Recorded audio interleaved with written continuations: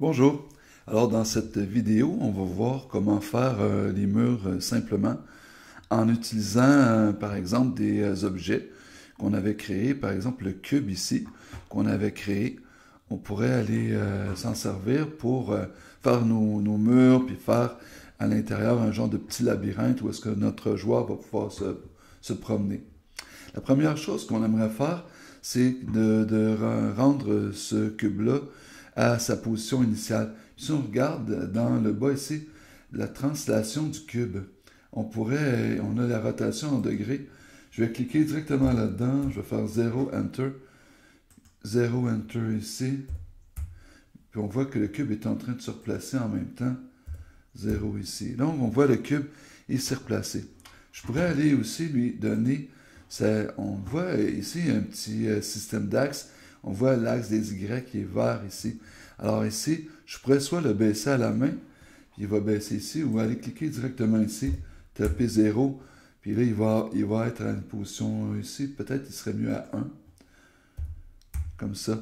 Alors, je te rappelle qu'il faut absolument cliquer sur le box ici, pas sur un des deux, parce que sinon le mesh va se déplacer, mais pas sa forme pour avoir des collisions, ou vice-versa. Donc ici, j'ai été capable de déplacer ça comme ça. On voit là qu'on peut y aller directement avec les données. La deuxième chose maintenant qu'on va voir, ce sont les dimensions. Avant de déplacer tout ça, si on regardait la dimension du plancher ici, en allant dans le mesh, on se disait qu'il était 30 par 2 par 30. Ça veut dire que 30 de ce côté-là ici, 30 de ce côté-là ici, 2 d'épais. Alors ici, j'aurais aimé ça aller former des murs ici avec mon cube. Fait que je vais retourner dans le mesh de mon cube. Puis ici, je pourrais avoir ces dimensions. Puis je pourrais aller changer les dimensions du mesh. Par exemple, ici, c'est 2, 2, 2. Je vais les transformer.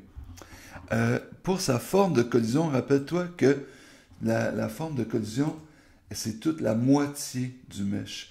Donc, ce que je vais faire, c'est que je vais commencer par changer la forme de mon cube ici pour aller faire un mur. Puis après, je vais tout diviser ces mesures-là par 2 pour aller transformer la forme de collision. Puis après ça, on va tout déplacer ensemble. Donc ici, j'aurais aimé l'avoir un peu plus bas. Donc, je vais y mettre 1.5 par exemple. Donc, il va être un peu plus bas. Pour ce qui est de son épaisseur, je vais aller transformer ça à, mettons, 0.5, fait qu'il est un peu plus étroit.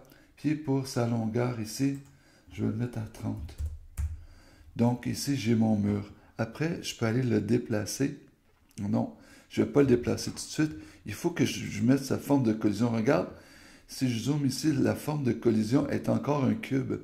Fait, il faudrait que j'aille mettre la moitié des mesures que j'ai mis pour le mesh. Rappelle-toi, ici c'est 30, 1.5, 0.5. Alors ici, je vais aller y faire la moitié de ça, qui est 15. À chaque fois que je fais un Enter, après ça, j'avais mis 1.5, je vais mettre 0.75. Puis après ça, ici, j'avais mis 0.5, je vais faire 0.25. Puis là, après ça, mes collisions, ma forme de collision est la même que la forme de mon mesh ici. 30, 1.5, 0.5. Là, on voit que les maths, ça sert. J'ai juste divisé 0.5 par 2.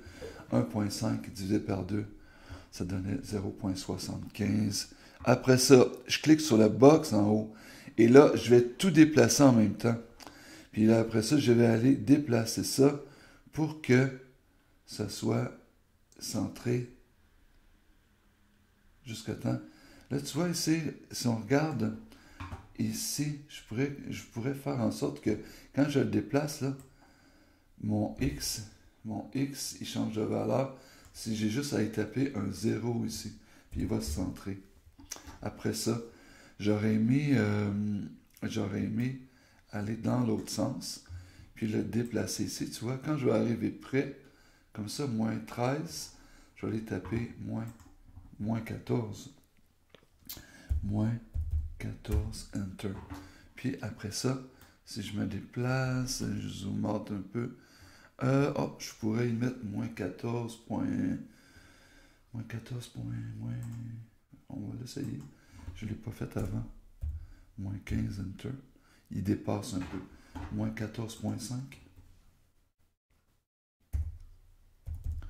Moins 14.5, Enter. On y est presque.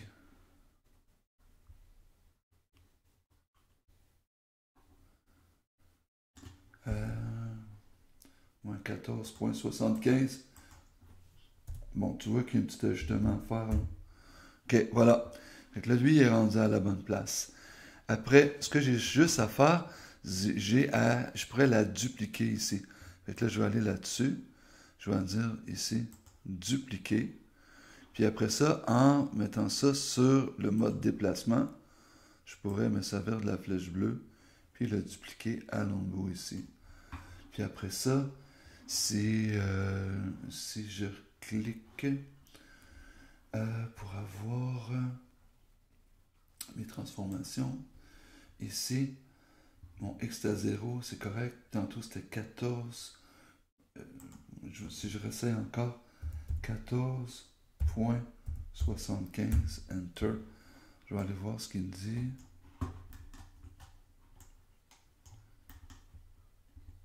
Ça a l'air beau. Donc, on voit là que ça pourrait être comme ça. Je pourrais encore revenir sur ma boîte de départ, puis après ça, dire que je veux encore faire un dupliqué. Je pourrais le placer ici. Puis après, je pourrais aller il va faire une rotation.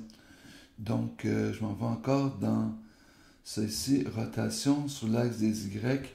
Je vais faire une rotation de 90 degrés. Enter. Et il faudrait que je le mette un petit peu plus court. Par exemple, ici, cette distance sur les X, là, je pourrais le mettre, là on est dans les translations, je vais aller dans son mesh, je pourrais aller le mettre un petit peu plus court parce que tantôt, mesh, puis ici, tu vois, il est 30 de long, je vais le mettre un peu plus court parce que je voulais être, mettons, je le mettais 27 de long. Pour être capable de glisser entre les deux ici, puis venir le placer.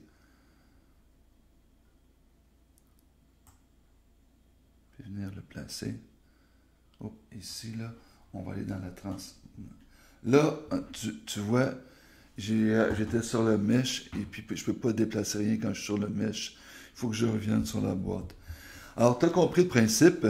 Tu peux aller changer ça. Avant de toutes les déplacer, on aurait peut-être pu aller lui donner sa couleur.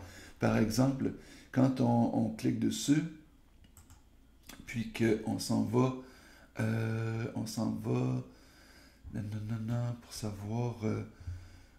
c'était-tu dans le matériel ici, on voulait avoir ici un nouveau spatial matériel, tu cliques dessus, tu t'en vas changer son albédo, tu t'en vas changer sa couleur.